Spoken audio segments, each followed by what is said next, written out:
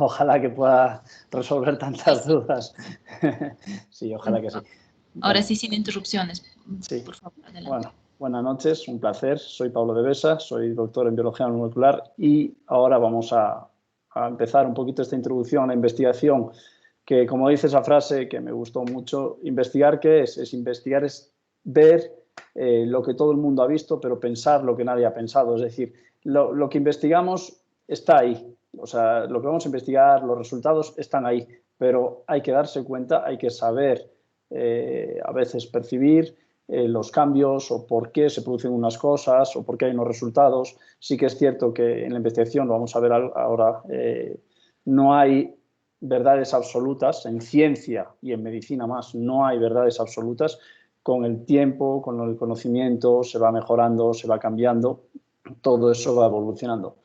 Entonces, por eso es tan necesaria la investigación, porque, bueno, me atrevo a decir que creo que ninguno de nosotros, de los que estamos aquí, ni los que estamos dando la charla o el curso, ni los que están atendiendo ahora, escuchando y siendo, en este caso, oyentes, estaríamos aquí si no fuese por la investigación, sobre todo la investigación en medicina y los avances que ha habido en los últimos años, en las últimas décadas.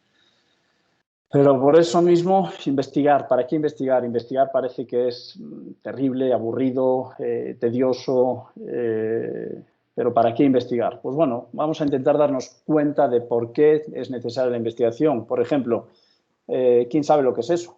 Una vacuna. Hoy en día están, digamos, por desgracia, pero muy de moda, las vacunas, ¿no? Todos sabemos, por desgracia, con el COVID, todo lo que está habiendo y la importancia de las vacunas, cuáles son buenas, cuáles son malas, cuáles son mejores, cuáles son peores, cuáles tienen unos efectos, cuáles tienen otros. ¿Para qué investigar las vacunas, por ejemplo? Es una salida que hoy por hoy nos está salvando las vidas. ¿Para qué investigar? Pues aquí lo vemos desde 1846, la anestesia. ¿Qué haríamos los médicos o futuros médicos si los pacientes no pudiesen ser anestesiados? Pues evidentemente esto viene de investigación, esto viene de que anteriormente hubo alguien que se dio cuenta que mediante algunas sustancias inhaladas, inyectadas, dependiendo, había a nivel local o a nivel sistémico, la posibilidad de que el paciente no sufriese o no percibiese el daño y pudiese estar anestesiado y se pudiese de esa manera hacer las cirugías correctamente. ¿Para qué investigar? Imagenología. Desde 1895, ¿qué sería de los médicos hoy en día si no tuviésemos todos los sistemas de imagenología que tenemos para poder ver, o sea, realmente es ver el interior del cuerpo sin abrirlo? O sea, algo así dicho muy de la calle, pero bueno, tan importante como la imagenología, ¿verdad? ¿Para qué estudiar los antibióticos? ¿Para qué estudiar los antibióticos? Las vacunas, los antibióticos, todo lo que ha servido, todas las vidas que se han salvado gracias a eso. ¿O para qué estudiar algo más reciente? Los trasplantes. Hoy en día los trasplantes parece algo, bueno, evidentemente no voy a decir fácil, pero es algo que está a la orden del día.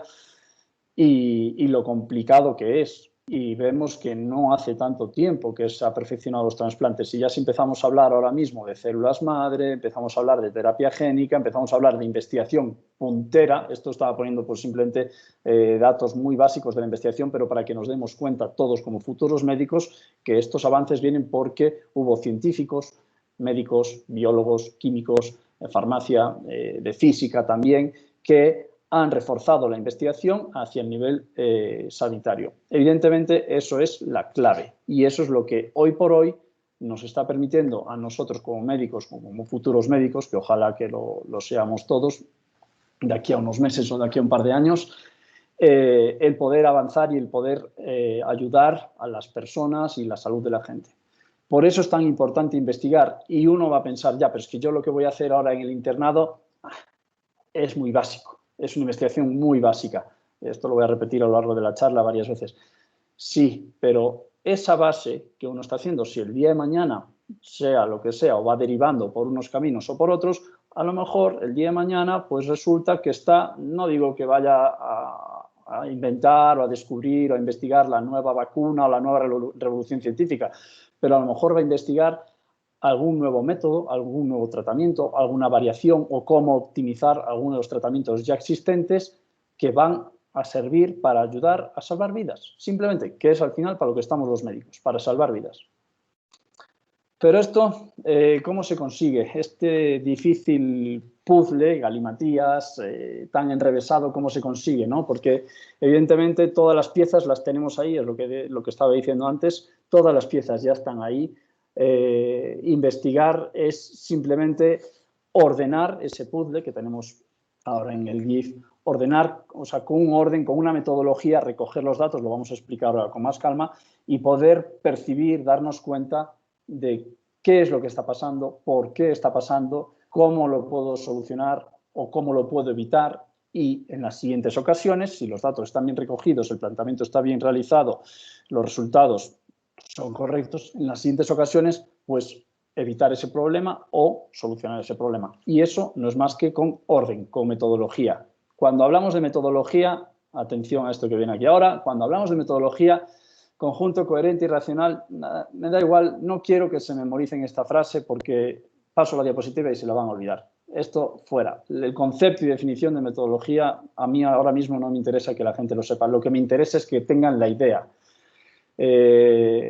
Son alumnos que están en el internado, son alumnos que en el futuro van a ser médicos y lo que tienen que tener muy claro es que la metodología consiste en eso, en construir los cimientos, en este caso de la investigación, desde abajo.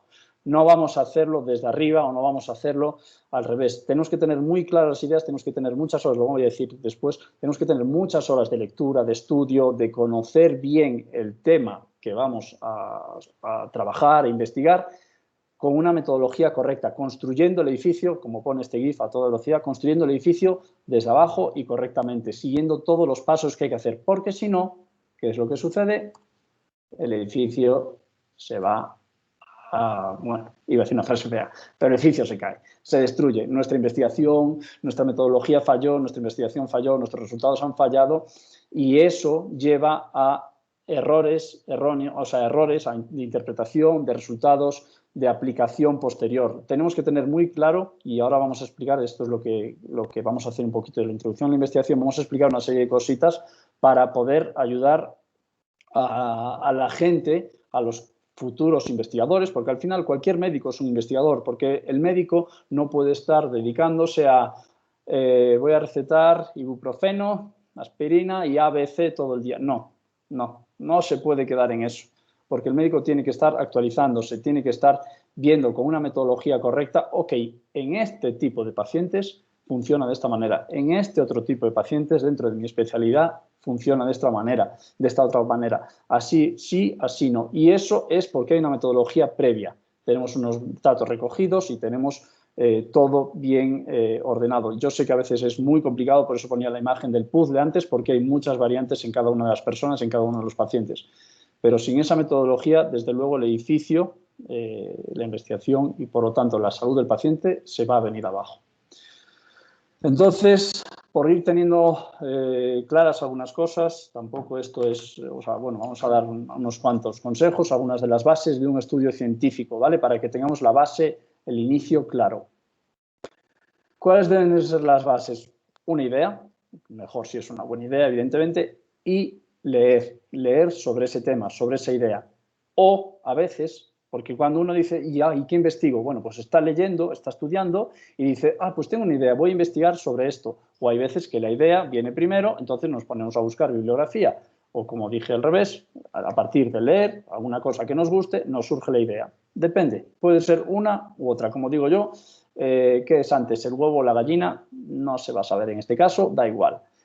Puede ser antes la lectura y que nos venga la idea, o tener una idea y empezamos a buscar sobre lo que hay previamente en literatura, en bibliografía, porque sí que hay muchos. Ahora mismo recurrimos a las bases de búsqueda, a los buscadores a nivel científico en PubMed, luego lo vamos a ver un ejemplillo, y tenemos docenas, cientos, miles o cientos de miles de artículos internacionales en revistas indexadas en las cuales vamos a poder encontrar la información de lo que estamos buscando. Y de ahí vamos escarbando, vamos mejorando, vamos implementando y decimos, pues mira, esto sí, esto no tiene rigor científico o esto es contradictorio o mira, hace 10 años se pensaba esto, hace 20 años se pensaba esto y ahora ha cambiado. La ciencia, el conocimiento científico evoluciona, cambia, eso es lógico y es una de las cositas que ya dije antes, ¿no? No hay verdades absolutas. Entonces, con esto, en base a lo que leemos, a lo que vamos aplicando en el día a día y vamos recogiendo datos, y vamos aprendiendo, vamos a generar conocimiento. Y investigar es generar conocimientos. Investigar es esas imágenes que ponía antes, muy simples, al inicio de todo, que si las vacunas, que si los antibióticos, que si los trasplantes de órganos, que si la imagenología, todo eso viene de investigación y eso es una forma de generar conocimiento. Y ese generar conocimiento, bueno, ahí tengo una imagen de alguien en un laboratorio, pero generar conocimiento puede ser más clínico, simplemente recogiendo los datos de evolución de un paciente. Evolución a lo mejor de pues no sabría decir, un traumatismo encefálico craneal, cómo evoluciona con una serie de terapias o tratamientos. O uno de los ejemplos que vamos a poner después, ahora lo vamos a poner después en un vídeo mejor. Pero investigar es eso, es una forma de generar conocimientos y esos conocimientos nos están sirviendo a nosotros, le están sirviendo a otros colegas médicos que nos van a decir, pues mira, a mí me pasó lo mismo con estos pacientes, o nos van a decir, sí, con esos pacientes sí, pero con este otro tipo de patologías no es así. Y eso es la investigación, es lo que nos va a llevar a congresos, lo que nos va a llevar a reuniones científicas, lo que nos va a llevar, bueno, antes Liliana estaba comentando, sí, yo llevo unos cuantos años ya investigando, yo ya he hecho varias presentaciones en congresos, he hecho varias publicaciones y ese conocimiento aplicado me ha servido para intercambiar conocimiento con otros profesionales de las ciencias. Entonces, eso es lo que va mejorando el conocimiento y ese conocimiento que nosotros vamos recogiendo, que nosotros vamos aportando a la salud de las personas, nos va a servir o para publicar o para ir a congresos y adquirir más conocimiento y de esa manera ofrecer un mejor servicio a nuestros pacientes. Entonces, con esto del método científico vamos a poder construir y poner a prueba soluciones a los problemas que tiene. Como dice el GIF, aquí problema resuelto. Parece súper sencillo, ¿verdad? El método científico nos va a permitir construir y poner a prueba esos problemas que teníamos y con el método científico vamos a poder conocer cómo el paciente está mejorando más o a lo mejor, vaya, nos hemos equivocado en algo y el paciente de esta manera no está mejorando tanto como debía mejorar.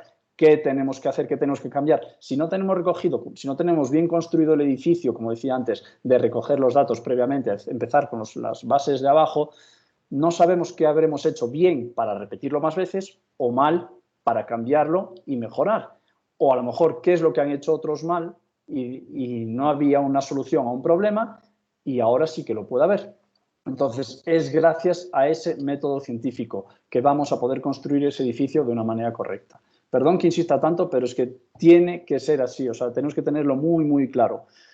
Y esto es otra verdad. Lo que generemos, ese método, ese conocimiento científico que generemos va a ser totalmente verídico e indiscutible. Por suerte y por desgracia, no. ¿Por qué? Porque lo que hoy es una verdad absoluta, en un tiempo nos pueden decir, ok, pero es que eso es con unas condiciones, pero no es siempre. En otras condiciones del paciente no es así. Repito que voy a poner un ejemplo y ya lo adelanto ahora, voy a hablar después de la melatonina, pero la melatonina sirve como inductor del sueño. ¿Es así? Bueno, vamos a ver después que no. No solamente es eso. Entonces, cuando hablamos del método científico, ya fui aquí un poquito spoiler y lo adelanté, pero bueno, la metodología, tenemos que tener muy clara la metodología para adquirir nuevos conocimientos.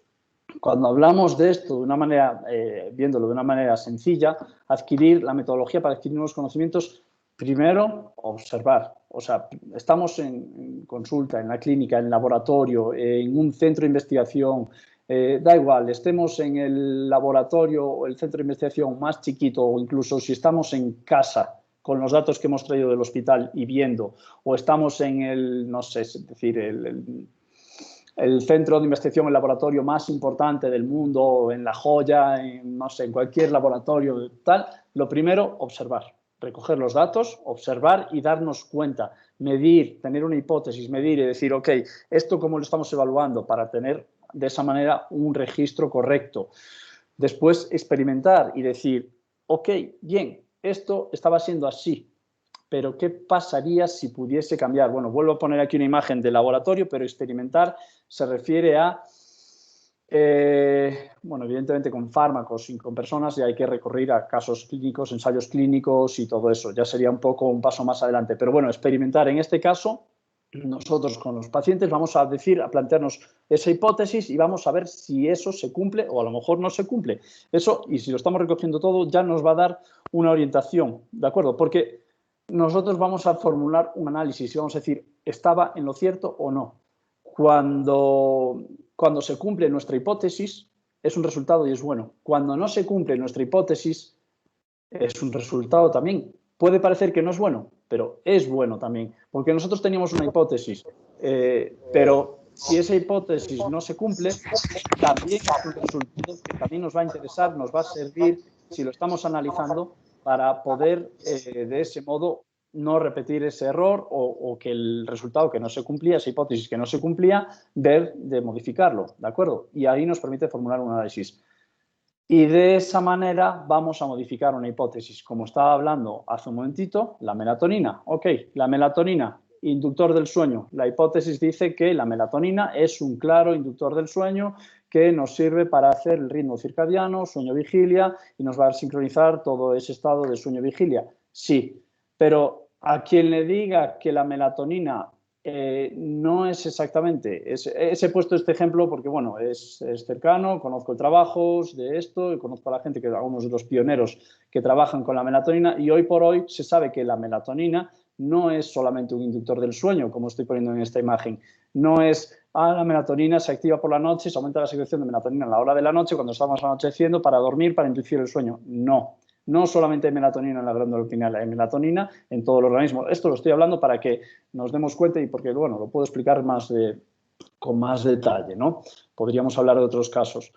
Entonces, la melatonina no es solamente para el sueño, la melatonina es un protector celular, es un antioxidante que actúa sobre todo a nivel mitocondrial. Todos conocen ya a estas alturas la importancia de la mitocondria para la reparación celular, para el rejuvenecimiento de las células, y de esa manera la melatonina se sabe que hoy en día, por ejemplo, ayuda a rejuvenecer, recuperar el daño y el estrés oxidativo de las células, y de esa manera una mejor proliferación y una reparación celular. Bueno, quien quiere investigar un poquito más, y los que me conocen ya saben perfectamente algunos de los efectos de la melatonina a los que me refiero, pero lo que quiero decir con esto es que gracias al método científico, que después vamos a ver con un poquito más de detalle, hubo y hay una serie de investigadores que han cambiado la visión que se tiene de la melatonina, y la melatonina no es solamente ese inductor del sueño, sino que es un regenerador celular, ¿de acuerdo? Y eso es la importancia, y eso vino gracias al método científico, que la melatonina, como estaba diciendo antes, tiene acciones celulares, desde regular la autofagia, es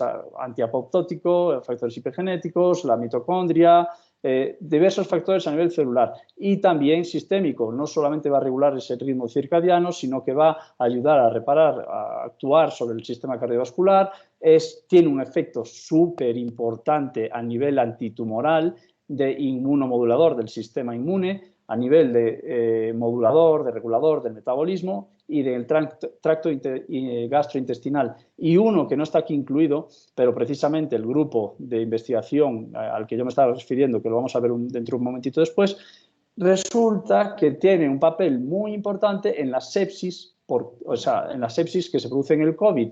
Y hay estudios clínicos, ensayos clínicos ahora mismo en fase 3 a nivel europeo con un grupo de investigación que la melatonina endovenosa puede ayudar a paliar un poquito el daño de sepsis en COVID. Ese es uno de los efectos. Otro, la melatonina a nivel piel también tiene unos efectos de reparación y de rejuvenecimiento de la piel increíble. Pero bueno, como digo, esto estamos viendo que el método científico ha sido lo que ha cambiado esa visión. Eso han sido diversos investigadores y que se han reunido en diferentes ocasiones, diversas publicaciones que a nivel científico están comprobando y demostrando, porque lo que primero que tenemos que hacer es eso, observar, medir una hipótesis, experimentar si es cierta o no, formular un análisis y después ver si se cambia la hipótesis que había previamente o si se está cumpliendo. De aquí volvemos un poquito ahora a las etapas de la investigación. Si se fijan, si se puede ver en la pantalla bien, casi todas las fechas, casi todas las flechitas entre los cuadros tienen una ida y una vuelta. Empezamos haciéndonos una pregunta, realizamos una investigación a fondo, construimos una hipótesis, trasteamos eso, o sea, testeamos esa hipótesis con experimentos, todo tiene, y en la investigación, por suerte y por desgracia, y lo digo por suerte porque así podemos comprobarlo, y lo digo por desgracia porque muchas veces lleva mucho tiempo, muchas más horas de las que uno cuenta, y bueno, pues por ejemplo, yo hablo de la experiencia propia, personal. Cuando yo empecé mi tesis doctoral, uno siempre dice, bueno, lo voy a acelerar y ahora en este primer año hago esto, en el segundo año hago esto, en el tercero hago esto y en el cuarto yo creo que ya estoy defendiendo la tesis. Y cuando en el cuarto todavía te ves defendiendo resultados o teniendo que volver a realizar experimentos previos porque los nuevos resultados te están o contradiciendo o llevando por otro camino, dices, bah, ya llevo 4 años y ahora ¿qué hago?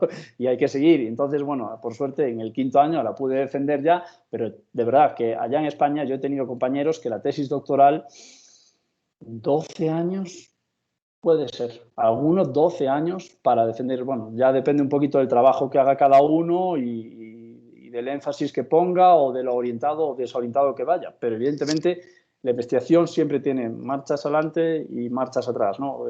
Un pasito para adelante y 2 para atrás, o como diga la canción. Siempre ocurre eso. Entonces, tenemos que acabar construyendo una hipótesis y volver a pensar, y ok, si falló, volver a empezar y volver a construir otra hipótesis y la testamos y vemos los resultados. ¿Funciona? Perfecto. Informe. Y cuando hay el informe, en las revistas indexadas, las revistas serias, cuando hay un informe, cuando hay una publicación, eso se envía a investigadores a nivel, generalmente suele haber alguno nacional y suele haber algunos internacionales, que lo van a revisar y te van a decir, ¿sabes qué? Lo que tú has dicho está bien, pero te estoy encontrando estos fallos y te falta esto, esto y esto. Y cuando tú ya crees que tu publicación está en una revista y que está para publicar, te dicen los otros investigadores, los referees, pues vuelve a empezar estos experimentos de esta manera, porque quiero comprobar que realmente es así. Y esa es la manera en la que la investigación científica tiene que llegar a una realidad, tiene que llegar a demostrar esa hipótesis y que sea repetible. Eso es lo importante. Entonces, las etapas. En esta fase, ahora mismo, yo creo que todos ustedes, y siempre nos pasa, ¿no? En plan, ¿qué investigo? A ver, algunos a lo mejor ya lo tienen un poquito más claro, cuando se ponen a investigar, a profundizar, o cuando se ponen a pensar un poquito más en el campo en el que están, dicen, oye, ¿qué investigaré? Porque esto, no, aquí no arranco, esto no me gusta, ¿qué voy a investigar? Cuando tenemos claro, a lo mejor ya por lo que hemos investigado, tenemos que saber cuál es la base teórica. Al saber la base teórica, aquí el amigo Simpson está pasándolo fatal y hay que pasar hojas y hojas, de verdad que esto es real. Y esto me lo dijo el que era mi codirector de la tesis doctoral, me dijo, mira Pablo, 1 hora de lectura en biblioteca. Yo no le creía, pero al final es cierto, y no le quería hacer caso, pero al final es cierto. 1 hora de lectura de artículos en biblioteca te puede ahorrar 1 o 2 semanas de experimentos o de estar a ciegas en este caso en el laboratorio, ¿no? O en la clínica o donde sea. Una horita de biblioteca bien intensa buscando buenas bases nos va a ayudar. Pero, como decía aquí, hay una base teórica, de repente vemos, ya hemos decidido lo que queremos, vemos la base teórica y volvemos para atrás. O sea, lo que quería hacer era, a ver, espera, vemos la base teórica y lo que quería hacer era eso, volver atrás porque no nos convenció o porque lo vemos que es complicado o que la base teórica no está muy clara o que nos va a costar mucho. Entonces volvemos a la fase de qué investigo, porque esta vía no la veo o no me gusta o está muy complicada, ¿de acuerdo? Eso es lo que quería hacer, como que cuál es la base teórica y a veces tenemos que volver atrás. Cuando ya lo tenemos claro, lo siguiente será, a ver si sale ahora, aquí está, ¿cómo lo voy a investigar? ¿Qué voy a hacer? Ok, voy a ir, evidentemente estamos ahora a nivel medicina, pues estamos yendo más por el área clínica, pero ¿cómo voy a recoger los datos en este tipo de pacientes? ¿O cómo voy a hacer? ¿O lo voy a hacer más a nivel bibliográfico, más observacional, un estudio retrospectivo? Hay muchos tipos y esto, evidentemente, cada uno tendrá que ser con su tutor que lo oriente un poquitito más, cuando ya lo tenga un poquito decidido, y digamos, porque esto, evidentemente, cada uno tiene que salir de cada uno el ver la base teórica y decir, bueno, hay esto, esto y esto. Se lo llevamos a nuestro tutor y decimos, doctor, me gustaría ir por esta vía y hacer esto, ¿cómo me puede ayudar un poquito? ¿Cómo lo voy a investigar? ¿Cómo voy a recoger los datos? Porque eso, como estaba diciendo antes, es muy, muy importante, ¿verdad? ¿Cómo lo voy a investigar? ¿Con qué recursos? ¿Con qué tiempo? Resulta que tengo que comprar, pues no sé, un TAC.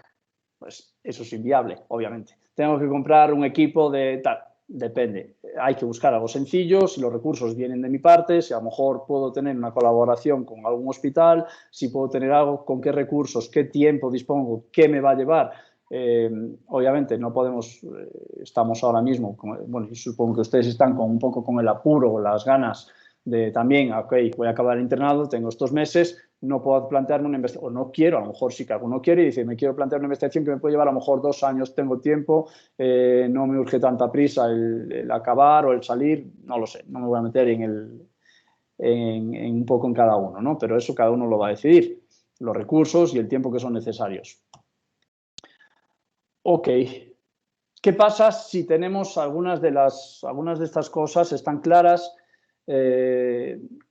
¿Cómo inicio? Porque como estaba diciendo, vamos a ver, vamos a investigar, vamos a ir leyendo, vamos a ir conociendo más a fondo un poquito las bases teóricas de eso que queremos investigar. ¿Cómo inicio? Lo primero, nos vamos a formular el problema al que nos queremos enfrentar. Nos lo formularemos, ok, en este caso vuelvo a insistir en lo de la melatonina, hipótesis y objetivos. La melatonina se sabe que tiene un poder antioxidante. Bueno, ¿es realmente solo es un inductor del sueño o tiene un efecto antioxidante? Ya hay ciertas publicaciones previamente que hablan de la melatonina como protector celular, como que actúa a nivel sistémico, como que no es solamente para eso, inducir el sueño. Objetivo, conocer las otras funciones, las otras aplicaciones de la melatonina, en este caso, ¿vale? ¿Qué tipo de estudio haré? Bueno, hay diversos tipos, que si retrospectivo, que si observacional, que si más clínico, que si de ensayo, que si ensayo clínico, dependiendo qué tipo de estudio haré. Esto cada uno lo va a coordinar con su tutor y evidentemente con cada uno, con su interior, ¿no? Ese es el tipo de estudio que cada uno va a hacer y de esa manera nos vamos a poder ir orientando en el tipo de investigación que queremos. Repito, lo ideal, para mí, o sea, no sé, sí, lo ideal, lo que sería así más perfecto sería, ok, el pensar, bueno, pues yo voy a empezar esto ahora mismo que estoy acabando la universidad, eso es como muy idílico, voy a acabar esto, voy a empezar con esto ahora que estoy acabando la universidad y me voy a dedicar a investigar a esto el resto de mi vida. Bueno, se sorprenderán, pero la vida da muchas, muchas vueltas. Y si no, que me lo digan a mí que estoy ahora en Cochabamba estudiando medicina, la vida da muchas vueltas, uno nunca sabe y a lo mejor empezamos estudiando, pues no sé, queremos estudiar ahora mismo algo a nivel dermatológico y resulta que estamos acabando de traumatólogos en un laboratorio no sé, en China, por ejemplo, o algo a nivel epidemiología en Alemania. Depende, o sea, ahora mismo empezamos con un tema, pero claro, ahora lo que cada uno tiene que intentar es investigar, volcarse hacia lo que le apasiona, hacia lo que le gusta, a lo que le puede ver, no ir tanto a lo mejor hacia el resultado fácil, de, ok, voy a hacer este escrito y así ya cumplo. No, porque al final va a repercutir sobre cada uno, sobre el background que tengas cada uno y al final es algo que si te gusta, si te apasiona, si te llama la atención, si ves que puede haber resultados, oye, esto lo he hablado, si de cada uno de los investigadores, o bueno, cada uno de los próximos médicos investigadores de estos cursos sale 5, 10, 20 investigadores y personas, médicos, doctores médicos que se quieren dedicar el día de mañana a más investigación, perfecto, porque estarán mejorando la calidad de las personas. O sea, al final, repito, ninguno de nosotros, estoy seguro que ninguno de nosotros estaría hoy por hoy aquí escuchándome o yo hablando si no fuera porque hay una investigación de base y resultados a nivel de investigación y resultados que han venido de una metodología clara. Por eso, cuando recogemos los datos, la metodología tiene que ser clara. Es clave, súper importante tener bien hecho, pues eso que vemos aquí, bien formulado el problema,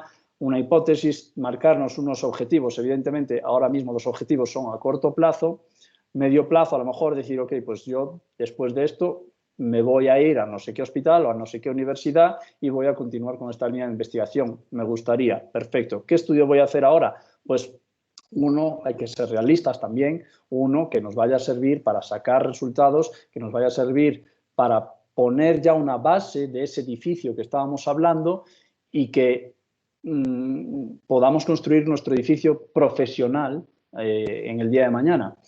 Como digo, la vida da muchas vueltas y al final nunca se sabe, pero por lo menos ir teniendo bien las bases. Conocer, tener claros, y en esto nos va a ayudar seguramente nuestro tutor o el tutor de ustedes, les va a ayudar a conocer los métodos, las técnicas y los instrumentos para recolectar los datos, porque evidentemente sin un buen método no vamos a recoger un buen dato. Si no hay un buen dato recogido, no lo vamos a tener bien, pues eso, bien la metodología no va a ser correcta. Si no hay un buen dato recogido, los resultados van a ser erróneos, la conclusión va a ser errónea. Entonces, tenemos que tener bien recogidos esos resultados, esos datos, con los instrumentos y las técnicas adecuadas. Y repito, en ese caso, el doctor, nuestro tutor, va a ser el que, como ya tiene más experiencia en el área, si bien a lo mejor le podemos actualizar, incluso esto es así, esto es real, le podemos actualizar a nuestro tutor a lo mejor con datos de publicaciones, doctor, ahora se recoge esto así, así, así, ¿qué le parece? Otros hospitales, otros centros de investigación a nivel mundial recogen estos datos de esta manera, de esta manera, de esta manera. ¿Qué le parece si desde aquí en Univalle, Cochabamba, lo empezamos a hacer y podemos plantear una primera investigación en Univalle, Cochabamba? Nunca se habían recogido estos datos. Puede ser un estudio que ya salga de esta manera, como lo están haciendo en otros laboratorios. Tenemos las técnicas, tenemos los instrumentos para poder hacerlo. Nos va a decir sí, nos va a decir no, y nos podemos adaptar de una manera o de otra, pero la cosa es que lo tengamos bien claro, que hagamos otra vez, que hagamos el edificio bien clarito desde abajo, bien las bases, para poder servirnos con una fiabilidad de decir, tengo estos resultados de hace 6 meses o de hace un año, los puedo repetir. Puede ser lo mismo ahora mismo. Si lo quiero repetir ahora, ¿voy a tener los mismos resultados? Sí o no. Si no estaba bien recogido, si no estaba todo de una manera clara, no vamos a poder, no va a poder tener reproducibilidad. Creo que lo dije bien. Entonces, repito, insisto, muy claro eso, ¿de acuerdo? Y ahí es cuando comenzamos a confeccionar un protocolo, porque con todo lo que llevamos hablado, con todo lo que llevamos viéndolo y que ahora mismo seguro que muchos de ustedes decían, ah, ya, entonces ahí ya lo tengo. No, ahí es cuando empezamos a confeccionar un protocolo y decimos, ok, pues lo voy a hacer así, así, así y así. Y lo tenemos por escrito. Como decía un colega de trabajo donde estaba trabajando allá en España, trabajaba en el Centro Sanitario Foltra, es un centro de neurorehabilitación, pero como decía un compañero que a veces parecía un poco pesado, pero de verdad que después tenía toda la razón, lo que no está escrito no existe. Si no está escrito, esto no existe. Todos los datos que haya, todo lo que vayamos a hacer, todo lo que hemos hecho, cualquier detalle por escrito. Si no está escrito, no existe. Ah, pero si yo me acuerdo. Hoy te acuerdas, mañana te acuerdas, dentro de una semana te acuerdas. Dentro de 3 meses, cuando a lo mejor estemos en esperemos que no estemos en una cuarta ola, pero bueno, yo qué sé, dentro de 3 meses no se acuerda uno. En Navidades no se acuerda uno de lo que pasó en mayo o en junio o qué datos teníamos de ese paciente y por qué ese paciente fue tan bien o no fue tan bien o qué era lo que le sucedía a ese paciente. Lo que no está escrito no ha pasado nunca. ¿De acuerdo? Entonces, el protocolo lo tenemos que llevar a papel, aunque sea en un borrador en sucio y nosotros lo tenemos anotado en la libreta y como sea y después ya se lo presentaremos bonito al doctor y el doctor ya lo modificará, nos dará una patada y nos dirá repítelo porque este protocolo es un asco, pero lo tenemos que tener en escrito y cualquier modificación que hagamos al protocolo, cualquier modificación que haya en los resultados, por escrito. Y al mínimo detalle, a lo mejor, de lo que le había pasado al paciente o de lo que le había... Todo. Como decía, en el ejemplo este que ponía, en el Centro Sanitario Foltra, allá en España, para la rehabilitación neurológica, los tenerapeutas, fisioterapeutas, fonoterapeutas, terapeutas ocupacionales, los neuropsicólogos, todos tenían que tener una recogida de datos diaria de cómo había llegado el paciente, qué es lo que habían trabajado, por qué sí, por qué no, o por qué no vino, o por qué se trabajó bien, o por qué se trabajó mal. pequeñas metas alcanzadas, pues eso, en los pacientes con traumatismo encefálico craneal, en los pacientes con lesión medular, dependiendo, ¿no? De por qué sí o por qué no. Y eso que la evolución es súper lenta en estos pacientes con daño neurológico, pero si no estaba recogido, no ha existido. Porque después había reuniones cada cierto tiempo y no, si es que este paciente, perdón, en el papel no aparece nada. En el papel no está lo que le pasó a estos días a este paciente. ¿Quién me justifica que el paciente no fue bien por esto o fue muy bien por esto otro? Tenemos que tenerlo súper recogido y para eso tenemos un protocolo, ¿de acuerdo? Y siempre cumpliéndolo. Muy bien, ya hemos realizado todo. ¿Qué pasó? Tenemos ese protocolo. Ok, vamos a acudir a lo que es la revisión sistémica. Otra vez tenemos que acudir a recopilar, sintetizar la evidencia científica sobre un tema, es decir, volver a revisar la bibliografía. ¿Por qué? Porque es fundamental, porque no vamos a ser, no sé, si me apuran ahora mismo, se me acaba de ocurrir, innovador a nivel médico y científico sería saber cómo responde la fisiología del ser humano en Marte. Ahora que está tan de moda, bueno, tan de moda, pero bueno, no sé, Marte con Elon Musk y todo esto de los viajes especiales y tal. Ok, no vamos a ser nosotros los primeros que hagan un estudio de la fisiología del ser humano en Marte. No vamos aquí a innovar tantísimo. Ya hay bibliografía previa, ya hay estudios científicos previos que nos van a poder orientar un poquito. Entonces, tenemos que recopilar y sintetizar esa evidencia científica que hay sobre ese tema que tanto nos está interesando y sobre ese tema que nosotros queremos que nos sirva para poder acabar este año y ser médicos. Y de esa manera que sirva pues, o como una base para futura investigación nuestra o como, pues, por lo menos para ayudar a futuras personas. Como digo, los estudios clínicos están disponibles en la literatura y en otras fuentes. Nosotros vamos a combinar de ahí esos datos, esos resultados previos. De acuerdo, a mí no me sirve de nada el que alguien me venga con literatura científica, bueno, no sé, no sé decir no quiero desprestigiar a ningún sitio web o algo así. La literatura científica es mejor que venga de artículos científicos indexados. Si son revistas internacionales con más seriedad, evidentemente, mucho mejor. Ahí también va a haber datos erróneos, por eso también tenemos que saber filtrar esa literatura y leer, ok, de estos 10, de estos 50, de estos 100 artículos que me he leído, hay estos 2 o 3 que dicen unas cosas un poco contradictorias y que sin unas bases, o sea, nos vamos a ir dando cuenta, sin unas bases correctas. Entonces, eso está erróneo. Puedo ser a lo mejor polémico y ahora decir y citar si a lo mejor la literatura científica que nos basamos es de un tal, lo siento si alguno me va a criticar ahora, pero si es de un tal Andreas Kalker, lo siento, pero hacemos una búsqueda de literatura científica seria, por favor, de ese hombre y se ve que no existe, que es un engaño y así lo hemos visto como a lo largo de este último año. Por desgracia, el dióxido de cloro, en este caso, todos lo hemos escuchado, no nos ha sacado del COVID. ¿Y cuánta gente conocemos que ha utilizado el dióxido de cloro? Ah, es que el 80% de la gente va bien. Sí, el 80% de la gente va bien aunque se tomen Coca-Cola. Lo siento, pero es que no es método científico. No hay artículos serios científicos que demuestren la eficacia. Lo siento, sé que estoy entrando en algo polémico y seguramente que de los que me escuchan haya más de uno que ahora que le está escribiendo a algún otro amigo, en plan, este español que dice no sabe lo que habla y tal. Pero es cierto, es una realidad y eso es método científico, ¿de acuerdo? Alguien va a una base de datos seria como es PubMed, ahora voy a enseñar, y busca Andreas Kalker y va a ver que no hay nada, no hay revistas científicas serias hablando de esos descubrimientos. Y entonces eso ya se viene abajo. Pero bueno, sin ir más lejos, bueno, da igual, no voy a seguir con lo del dióxido de cloro porque me caliento y a lo mejor nos pasamos el resto de la hora hablando y discutiendo del dióxido de cloro y no es la intención. Hay que ir a estudios clínicos que ya haya disponibles en la literatura y esas fuentes contrastarlos, combinarlos, contrastar unos y otros. Por ejemplo, y es otra vez vuelvo a hablar de lo que hablaba antes, la melatonina. Nos vamos aquí a PubMed, es el buscador totalmente más claro de datos científicos y buscamos a la doctora Germaine Escames, a ver que lo voy a dar para atrás, lo que hablaba antes, PubMed, nos metemos aquí, buscamos o por nombre, no bueno, quien quiera, a lo mejor lo que hablaba antes la doctora, quien quiera buscar, me puede encontrar también ahí. O sea, lo que estoy diciendo es cierto, revistas científicas son verificadas, es todo comprobado.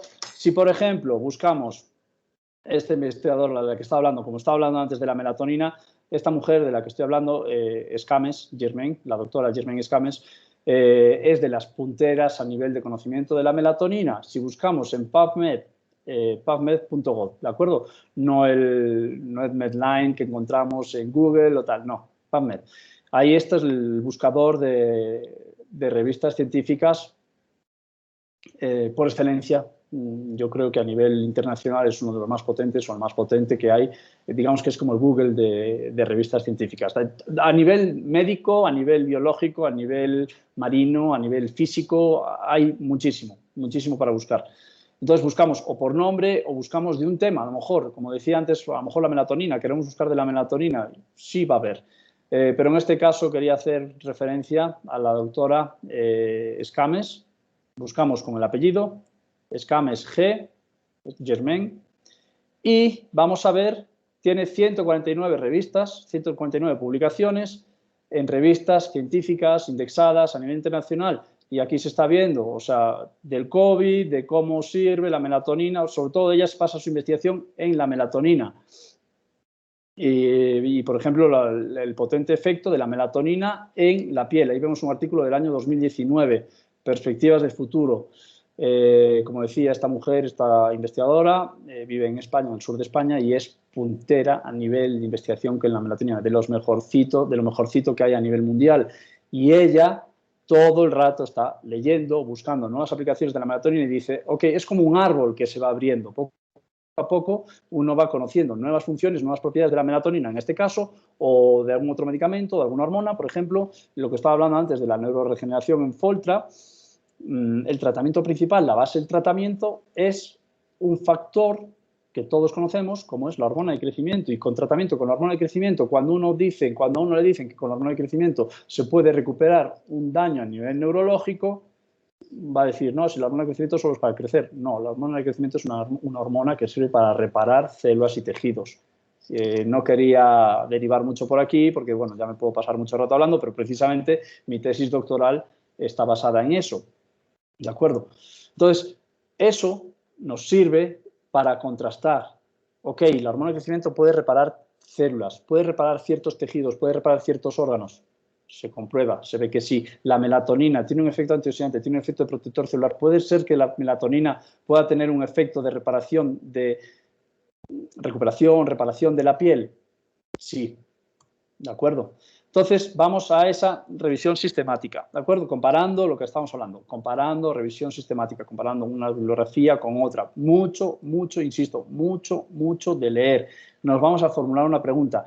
Esa pregunta vamos a tener que acudir a fuentes y método de búsqueda, como lo que vimos antes, hay PubMed, buscadores de revistas científicas serias, ¿de acuerdo? Las revistas científicas, bueno, esto lo comento, las revistas científicas tienen un factor, un índice de impacto, un factor de impacto, que eso va en función de la, bueno, un poco la repercusión, la relevancia, la importancia que pueden tener a nivel internacional. Cuanto mayor es el factor de impacto, es como que es más famosa. A veces no siempre los mejores artículos los vamos a encontrar en las más famosas, en Nature, en Science o en PLOS. No siempre. Hay veces que se encuentran en revistas un poco, bueno, porque entre otras cosas, muchas veces para pagar en algunas de estas revistas importantes, o sea, para publicar en las revistas importantes, te dicen, ok, tienes este resultado, es la bomba, sí, pero ¿sabes qué? $2.000 para poder publicar en mi revista que es tan prestigiosa, o $10.000 para poder publicar en mi revista que es tan prestigiosa. Y uno dice, ya, pero no tengo fondos, no tengo fuentes para meter $10.000 ahora mismo solamente para poder publicar en tu revista. Entonces acudes a una revista de menos importancia o de menos relevancia, pero la publicación es revisada igualmente por los referees, por unas personas que van a revisar todo eso de manera seria y te lo pueden echar abajo y lo tienes que modificar y tienes que volver a empezar lo que llevas a lo mejor 2 o 3 años investigando. ¿De acuerdo? Fuentes y método de búsqueda. También los criterios de selección de los estudios que vamos a hacer. Esto, obviamente, ahora mismo tenemos que buscar algo que nos vaya a ser a corto o medio plazo, algo sencillo. ¿De acuerdo? No nos vamos a complicar, hay que ser realistas, no nos vamos a complicar porque lo que estamos queriendo es sí sacar algo bonito, algo interesante, pero algo que sea resultadista, algo que sea para poder sacar a lo largo de este año que queremos, bueno, que quieren ustedes acabar la carrera, ¿de acuerdo? Y hacerlo con un análisis crítico. La revisión sistemática, como decía, tiene que ser con un análisis crítico, y voy a volver a hablar del amigo Andreas Kalker, por ejemplo, porque uno encuentra en Internet las barbaridades que decía ese hombre, profundiza un poquito más en las bases de la química, de la bioquímica, y dice, lo voy a echar abajo porque esto no encaja en nada. Lo siento, pero no encaja. O sea, es totalmente contradictorio. Y si uno busca un poquito más o por encima, se ve que está perseguido legalmente y todo eso, y todas las barbaridades que ha hecho con personas, por desgracia.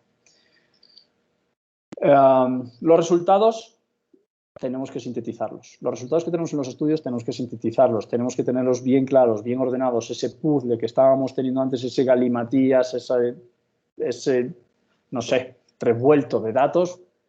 Tenemos que ver cómo sintetizarlos, ver cuáles son los que nos sirven según nuestras premisas, según nuestro protocolo, según nuestra investigación, según lo que queríamos conseguir, sintetizarlos y ver, ok, me voy a quedar con esto, con esto, con esto, porque cumplía las normas o el protocolo que yo buscaba, ¿de acuerdo? Y lo voy a empezar a redactar de esta manera, me va a servir, no va a resultar contradictorio. Y de ahí llegamos a las conclusiones. Puede parecer que aquí hemos acabado, pero cuando tenemos las conclusiones tenemos que volver a plantearnos muchas veces, tengo las cosas claras, ya tengo los resultados, ya tengo unas conclusiones. Uy, a ver, las conclusiones son contradictorias con lo que yo estaba buscando al principio. ¿Qué pasó? O tenemos que replantearnos o darnos cuenta. Si teníamos recogidos bien recogidos los datos, nos vamos a poder dar cuenta de dónde estuvo el error o cuál fue la equivocación o cómo subsanar eso y en las conclusiones plantearlo de una manera correcta. Pero si teníamos recogidos mal los datos, si teníamos todo un desorden, en unos pacientes recogíamos unas cosas, en otros pacientes recogíamos otras cosas, el inicio va a significar empezar de cero y eso al final no lo queremos ninguno. Pero tenemos algunas cosas claras como inicio. Entonces, formulamos el problema, volvemos a empezar. Formulamos el problema, hipótesis y objetivos. Tenemos claro qué tipo de estudio haré. Muy bien, ya teníamos sus conclusiones, qué tipo de estudio teníamos, qué bien, los métodos, las técnicas, lo hemos hablado con nuestro tutor, los instrumentos. Perfecto. Y ahora empezamos a aplicar el protocolo, ¿de acuerdo? Después de esa revisión sistémica, hemos visto con otra bibliografía, como hemos comparado, o a lo mejor ya teníamos empezábamos a recoger ciertos datos y ahora sí, de verdad, vamos a empezar el protocolo. Parece no, es como tedioso, no, pero trabajoso, hay que tenerlo claro, hay que tenerlo todo muy bien llevado, porque es que si no, nos va a llevar a perder a lo mejor incluso un año. Y llegamos al final del año y como no hemos aplicado bien, no hemos hecho todos los pasos bien, no hemos construido el edificio desde el principio bien, pues acaba el año, vaya, doctor, tutor, le presento mis datos, mis conclusiones y nos lo echa abajo todo y nos dice, pues lo siento, pero esto no puede ser. ¿Pero por qué yo tengo que acabar este año? ¿Yo tengo que acabar ya? Bueno, pues con esto no sirve, habrá que reformularlo de nuevo, ¿de acuerdo? Por eso es tan importante esa metodología a nivel científico. ¿Cómo se consigue esto? Comenzamos a recoger los datos, muy ordenado, todo empezando el edificio desde abajo.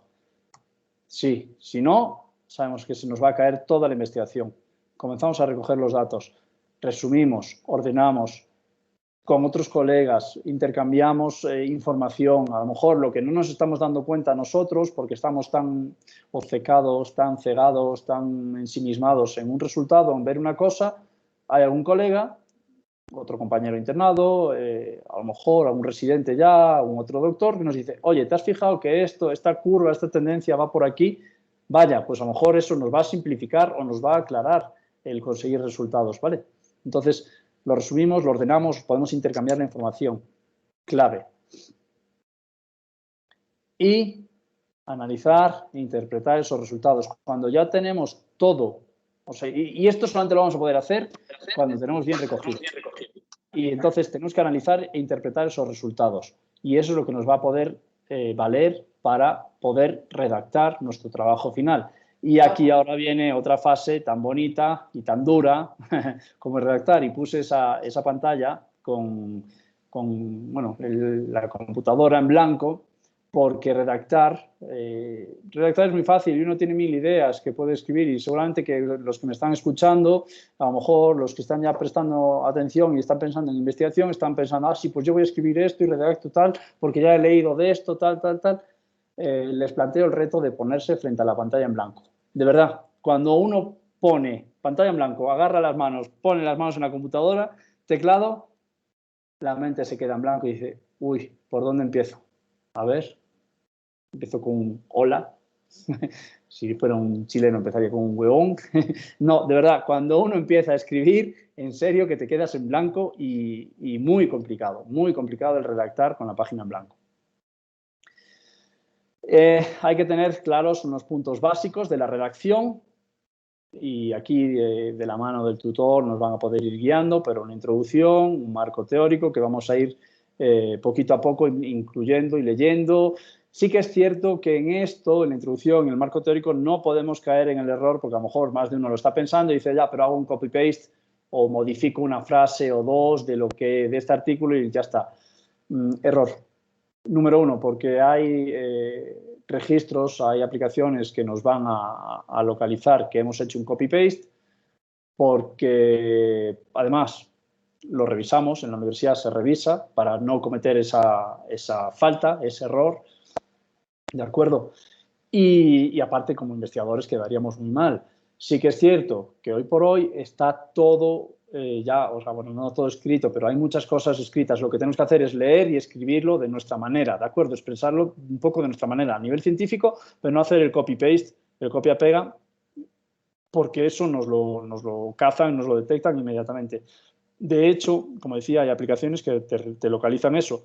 Cuando vas a hacer una publicación en una revista, hablamos de una revista seria, ellos mismos te pueden echar abajo y te pueden decir, mira, este párrafo lo has copiado tal cual de una revista ya previa o de una publicación ya previa.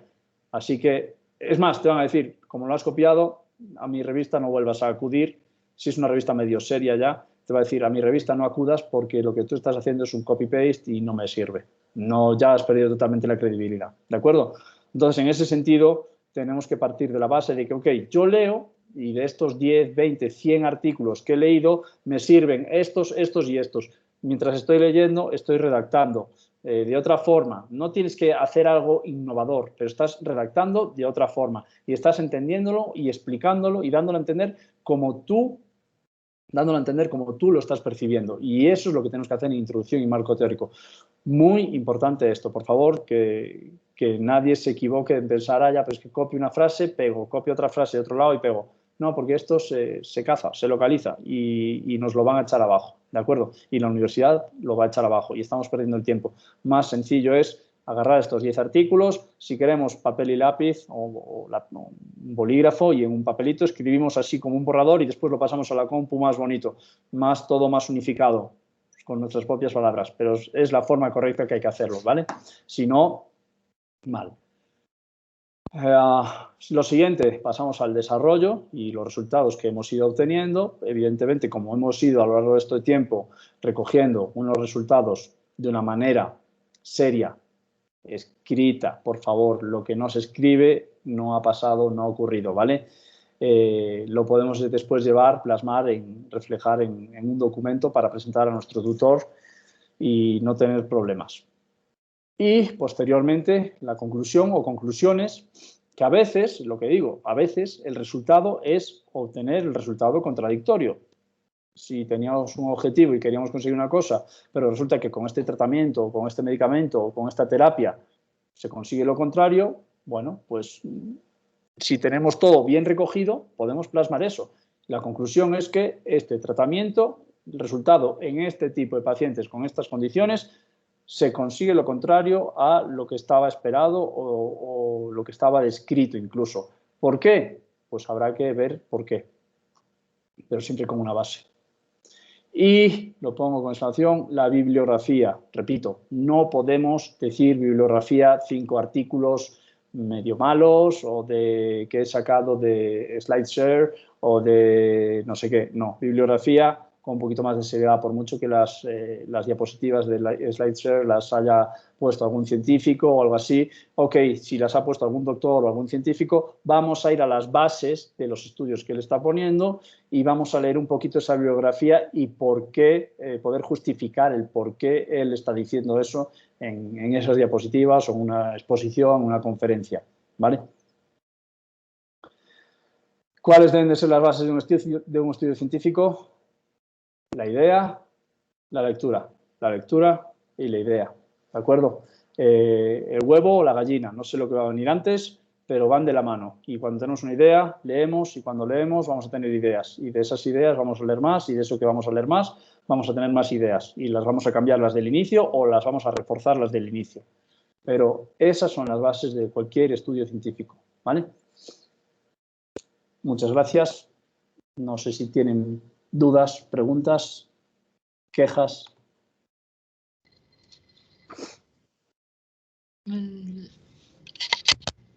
La verdad creo que como que les ha abrumado un poco, porque ha sido como bastante información y realmente la investigación no es algo que se puede tomar a la ligera. Ahora los internos están empezando a hacer investigación, no están en la primera, es como su primera experiencia que van a tener con la investigación. Sin embargo, es lo que van a ir realizando si hacen residencia, sea en Bolivia o en otros países, van a ir realizando eso durante 3 años por lo menos hasta tener su especialidad, ¿no? Entonces, justamente porque quienes son los que generan conocimiento son ustedes mismos para ustedes mismos, ¿no? Ustedes para ustedes porque quienes están al frente de batalla conocen lo que requiere la sociedad, conocen lo que requieren los pacientes, son los médicos y otros miembros del cuerpo de salud también. Entonces, tómense en serio esta primera experiencia porque es lo que van a ir haciendo durante seguramente toda su carrera, esperemos para la mayoría. Hay una pregunta de Freddy Espinosa, por favor. Te escuchamos, Freddy.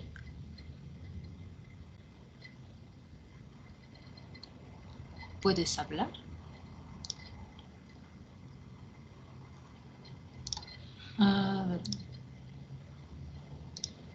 No sé, porque hay varias manos levantadas, sí, pero no sé si a lo mejor Freddy no tiene el micro activado. Sí, Freddy, no te escuchamos, o si no, puedes escribir en el chat. Pero si no, Celinda, puedes continuar. Estabas con la mano levantada también. Buenas noches, doctora. Buenas noches, doctor. Bueno, la pregunta es la siguiente. Lo que pasa es que usted hablaba sobre el no hacer lo que es plagio, ¿no? Y me queda súper claro. Pero, por ejemplo, en el punto que es sobre marco teórico, donde evidentemente podemos poner directamente lo que es lo que otros autores han citado, me imagino que lo correcto es citar al autor, ¿no? Después del texto que vaya a claro, sacar de algún artículo. Sí, en ese sentido, generalmente, si queremos citar lo que ha mencionado otro autor, lo que hacemos es, pues, o sea, bueno, hay diversas formas, ¿no? Según la bibliografía y así se hace siempre. Estudios, resultados, o sea, resultados obtenidos en otros grupos de investigación hablaban de, pues, por ejemplo, lo que estaba hablando antes, ¿no? La melatonina, ok, la melatonina. Estudios de otros grupos de investigación mostraban que la melatonina era un antioxidante y que no solamente ejercía tal. Entonces, hablas de un poco de ese resultado, pero no copias tal cual la frase. Dices, ok, estudios mencionados tal hablaban de que la melatonina era un protector celular, y podía actuar en diversos tipos de órganos. Y entre paréntesis mencionas a ese grupo o le pones, según la bibliografía Vancouver, le pones un numerito que te va a llevar a la cita bibliográfica de la que estás hablando. Pero no sé cómo decirlo, no es copiar y pegar tal cual, es decir lo que... Por ejemplo, ahora mismo yo voy a decir, como bien dijo una compañera en la charla de la introducción a la investigación del día, ¿qué día es hoy? Del día 12 de mayo, la compañera Celinda o Giselle, no sé, la compañera Pardo, mencionó que había otros grupos de investigación que también hacían estudios y hablaban de otros grupos de investigación. Entre paréntesis pongo la cita bibliográfica de eso, pero no digo, no reproduzco tal cual tus palabras ahora para decir eso. No sé si lo expliqué, porque es que si no es un plagio. Y eso es lo que nos detectan y eso es lo que echa abajo nuestra investigación y volvemos para atrás, aparte de quedar muy mal nosotros como investigadores. O sea, el investigador que hace eso, pues como que te desprestigias a ti mismo. Tal vez puedo complementar la respuesta mostrando un artículo directamente. Es como si tú estuvieras queriendo contar la receta de la receta de las hamburguesas. Tú lees la receta de las hamburguesas, pero cuando quieres transmitir ese mensaje, no le das directamente la hoja a tu amiga, sino le explicas con tus palabras cómo se tiene que hacer la hamburguesa.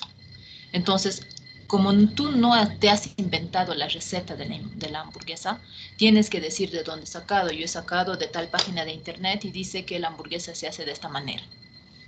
¿De acuerdo? Pero tú no dices yo la he hecho. Siempre citas de dónde has leído esa receta. Es lo mismo. Entonces, para la parte de marco teórico, para todo el documento en realidad, todo lo que tú no has inventado, que más bien has sacado la información de otro lugar, tienes que decir de dónde lo has sacado. Una opción es poder ponerlo al principio de la redacción, el equipo tal ha encontrado estos resultados.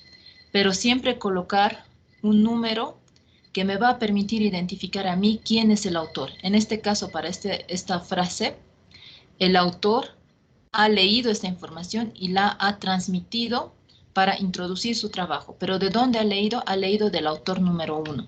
Y si nos vamos a referencias, ¿quién es el autor número 1? Es un artículo de Nature, y aquí está su cita bibliográfica si yo quiero tener más información. Aquí está, para concluir su trabajo, saca también información de otro artículo, del artículo 28. Entonces yo voy al número 28, ¿quién es? Es el capítulo 8 de oxidación química y reducción. Entonces, incluso si estás haciendo marco teórico, lo tienes que volver a redactar en tus propias palabras, porque toda la información que saques de ese libro no te va a servir a ti para tu trabajo de investigación. El trabajo de investigación es único, ¿no? Entonces, el trabajo de investigación de otras personas es diferente al tuyo y la parte redactada está adaptada al artículo científico de manera específica. Lo que una persona ha escrito para su trabajo de investigación no necesariamente te va a servir a vos. Entonces, para tu trabajo de investigación, entonces tienes que saber extraer qué información es importante. Marco teórico no significa colocar toda la información que encuentres en los libros y escribir un nuevo libro en tu trabajo. Escoger qué información te interesa a ti reportar o decir que es importante conocer para tu trabajo de investigación. No sé si quieres acotar algo más, Pablo. No, es tal cual. Y con el ejemplo, justo cuando estabas ahora abriendo el artículo, tal, yo también estaba buscando algún artículo para mencionar precisamente eso, ¿no? Se recoge, se resume, se redacta de una nueva forma lo que han dicho otros y se cita en la bibliografía. Es un poco la espada de doble filo, porque claro, al estar diciendo lo que dicen otros, si lo dices tal cual, te estás vendiendo porque el que te lo revisa te va a decir, a ver, y acudió a este artículo, vaya, y estás copiando y pegando tal cual. No, no, es hacer, resumirlo, redactarlo de una manera, las ideas que se han obtenido. Está perfectamente explicado, Liliana. Muchas gracias. Pero era más por citar, digamos, un ejemplo de lo que era una citación textual. Me imagino que con los ejemplos que me dio la doctora, está hablando de un tipo de citación de parafrase, o sea, sacar información de otro lado, respetar el autor y ponerlo en tus palabras, ¿no es cierto? Utilizando información. Sin embargo, más me iba para el otro tipo de citación, o sea, la parte textual, donde también podemos poner entre comillas lo que ha citado otro autor. A eso me iba, pero muchas gracias, me ha quedado muy claro. Sí, bueno, evidentemente eso, si estamos diciendo, entre comillas, lo que ha dicho otro autor, eso nos va a permitir pues, hacer una frase, obvio, sí, tal cual, una frase como bien ha dicho el autor no sé quién, pum, comillas y ya está. O los resultados obtenidos, como él dijo, tal. Sí, eso se puede hacer, pero evidentemente un párrafo, un artículo, o sea, no podemos recurrir a eso para decir, como bien ha dicho el autor tal, comillas y un párrafo entero así. No, eso no es viable. Pero sí una frase o algo así, sí, totalmente. Las citas textuales generalmente se utilizan para algo particular que ha dicho ese autor y que no es un conocimiento general. Por ejemplo, las citas de Einstein las ponemos entre comillas porque ha sido idea de él y no se han podido, o sea, son únicas y son solamente de él. Pero no puedes poner un párrafo entero si quieres poner, no sé, factores de riesgo de una enfermedad y citar todos los factores más su explicación, todo eso entre comillas, no se puede, porque ahí estarías copiando. Las citas textuales se utilizan solo en casos especiales. Ok, muchas gracias. También está Freddy, intentaremos otra vez, ya tienes micrófono. No. Entonces, Sí, María. sí, ya tengo, perdón, Ya. buenas noches. Buenas noches. Bueno, gracias doctor por la ponencia, muy buena. Mi pregunta era, al momento de recopilar la información de todas las revistas científicas y demás, ¿existen criterios de selección para determinar qué artículo sí nos va a servir o qué artículo simplemente nos va a ser perjudicial? Sí. Duro, pero el criterio de selección es el leer y leer y darnos cuenta del conocimiento, darnos cuenta de cuáles son. Evidentemente, cuando acudimos a revistas científicas con un índice de impacto, un factor de impacto más fuerte, suele ser porque son revistas que tienen una revisión más estricta. Es decir, bueno, generalmente cuando hablamos de resultados nos hablan de un P 0,05, no sé qué, y eso nos habla de la fiabilidad del resultado, ¿no? De la reproducción que tiene, capacidad de repetición de ese resultado. Pero es cierto que leyendo y leyendo nos vamos a ir dando cuenta y no hay otra forma más que ver si hay un resultado que es contradictorio y decir, oye, pero ¿por qué lo saco mal? Al principio va a costar mucho, nos va a costar y de hecho aún hoy por hoy nos resulta un poquito complicado a veces ver algún resultado contradictorio y decir, oye, pero ¿y esto está bien demostrado o no? Eso depende de lo de las P's, por ejemplo, bueno, ahora hablando así a nivel astrofísico, cuando hablan de se encontró oxígeno, por ejemplo, en Marte con una P de 5 ceros. 5 P's de no sé qué. Uno dice, hay un 0,00005% de error. No sé cuántos ceros dije, pero bueno, de error. Ok. A partir de 0,05 en medicina ya generalmente no suele ser válido, ¿vale? Entonces, cuando vemos un artículo que tiene unos resultados contrastados y que vemos que estadísticamente está bien, nos vamos a fiar, evidentemente, de que no ha mentido el autor, porque eso también nos vamos a encontrar con... Y de hecho yo he conocido algún autor de revistas, de publicaciones, que en su laboratorio decían, no, pero esto, pon esto. Y yo decía, pero esto no es serio. Y luego lo llevaban a publicaciones, ¿de acuerdo? Tenemos que darnos cuenta a veces que hay cosas sin base, sin fundamento.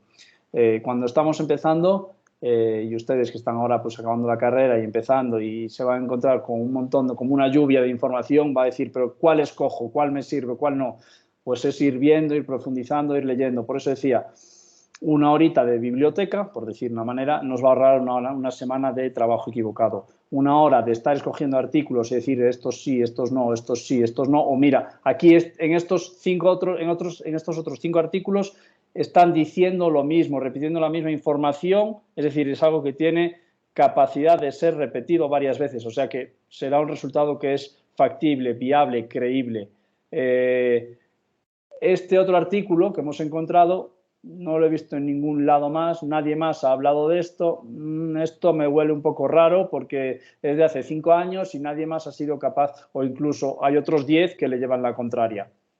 En ese sentido tenemos que buscar bastante la información, buscar un poco la fuente, la revista, que sea seria, buscar eso, que se haya repetido el resultado y poquito a poco nos vamos a ir dando cuenta de qué es lo que vale y qué es lo que no. No sé si respondí tu pregunta, Freddy.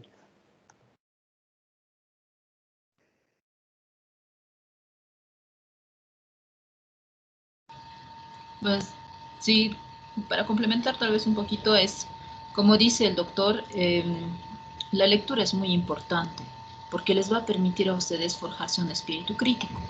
La lectura en investigación es muy diferente a la lectura que se hace para aprender una materia. La lectura que hacen para aprender una materia la memorizan. Es un, entre comillas, un hecho. Pero al momento de leer información en investigación, siempre tienen derecho de, y tienen la obligación en realidad de cuestionarse si es verdad o no lo que se les está diciendo en ese artículo. Y con ese criterio solamente se forma a través de la lectura. Por eso la primera etapa de una investigación, sea esta de revisión bibliográfica, sea experimental, sean ensayos clínicos o sea descriptivo, como la mayoría de ustedes van a hacer con los datos epidemiológicos del hospital, es importante que lean. Es importante que lean porque eso mismo les va a permitir justificar la importancia de su trabajo. Les va a permitir identificar qué es lo que todavía no se conoce y puedan dirigir mejor su investigación. Después, si deciden hacer un trabajo basado en revisión bibliográfica, aunque el trabajo de investigación sea hacer una revisión bibliográfica, incluso en eso tienen que leer información previa para identificar qué es lo que necesita, qué tema necesita justamente hacer esa revisión bibliográfica, ¿no? Entonces es un poco redundante, pero la lectura les va a abrir muchas puertas. Y sí que es cierto, ahora que Liliana comentabas eso, a mí al principio me pasaba también cuando empecé a leer artículos.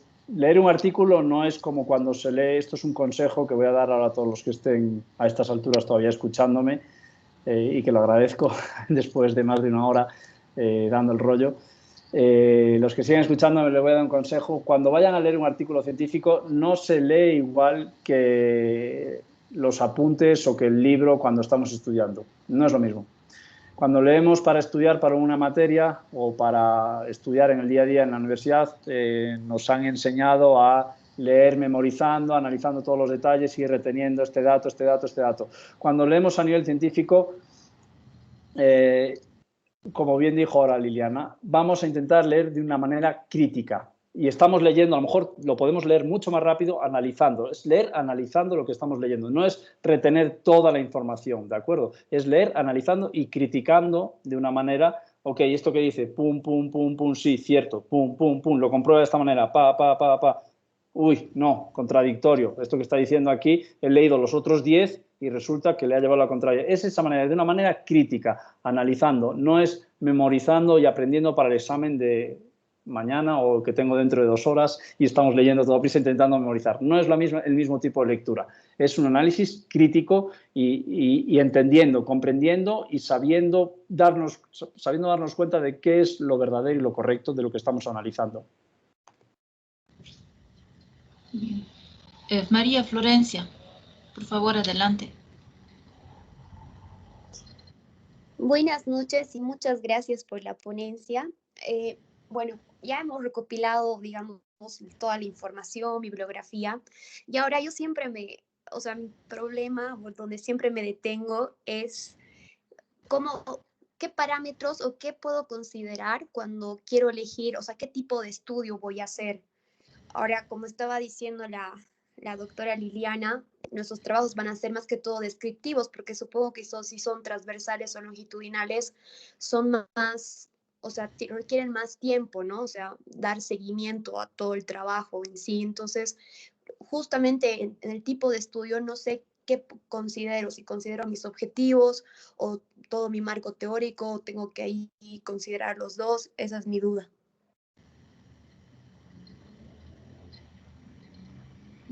¿Quieres que conteste yo, Pablo?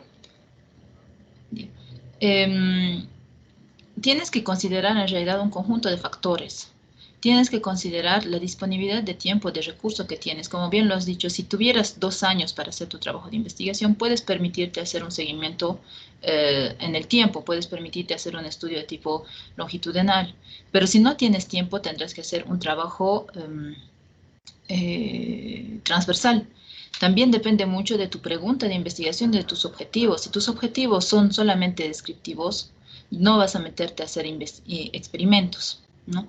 Entonces, Entonces depende de la disponibilidad de recursos, del objetivo de tu trabajo y también del grado de imaginación que tú puedas tener para responder tu pregunta de investigación.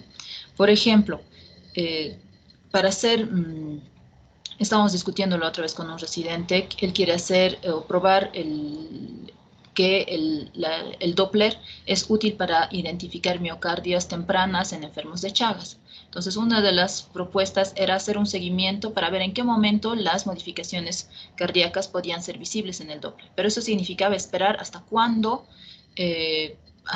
los pacientes iban a volverse o iban a presentar un caso grave.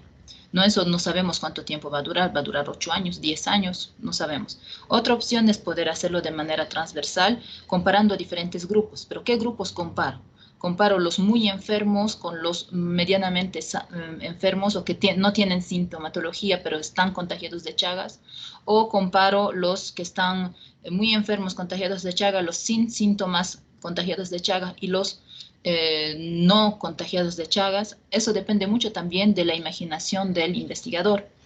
Y la imaginación del investigador se va a desarrollar lamentablemente a través de la lectura y a través de compartir conocimientos. Por eso un trabajo de investigación generalmente no se hace solo, porque una sola persona no puede pensar en todas las opciones.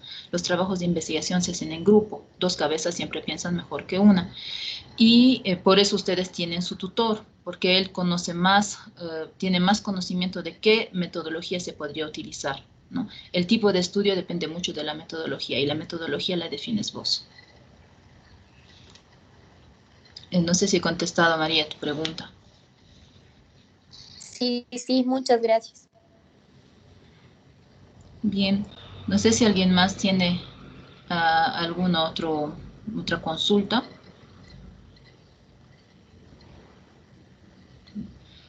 Bueno, hemos terminado sobre una gran interrogante, yo creo, para la mayoría de ustedes.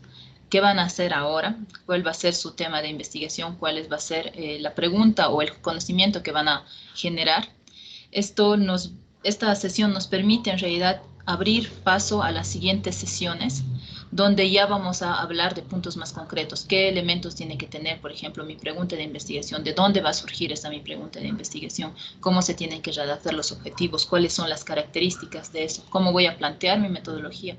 ¿Cómo voy a escribir mi texto, mis 2 textos, uno el protocolo y el otro el informe de investigación, ¿no?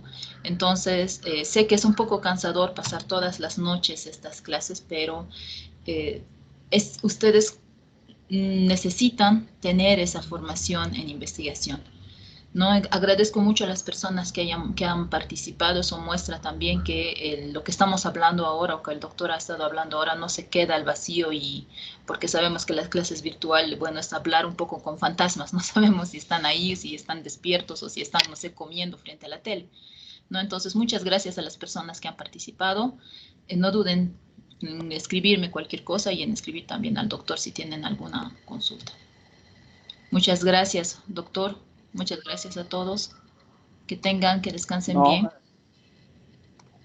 Bueno, no sé si abrir el micro.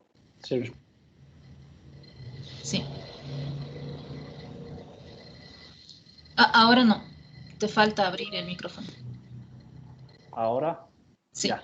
Sí, perfecto. Agradecer, Liliana, agradecer la oportunidad de poder compartir un poquito conocimientos, agradecer a todos los alumnos que han estado escuchando, los que han aguantado hasta ahora mucho más. Y es eso, van a surgir muchas dudas, van a surgir muchas complicaciones, pero eso es un poquito la gracia de la investigación, y es así como se consiguen los resultados. Genial. Gracias a todos. Buenas noches. Gracias. Buenas noches. Gracias, doctores. Muchas gracias por su tiempo. Muchas gracias. Gracias, doctor. Gracias, buenas noches.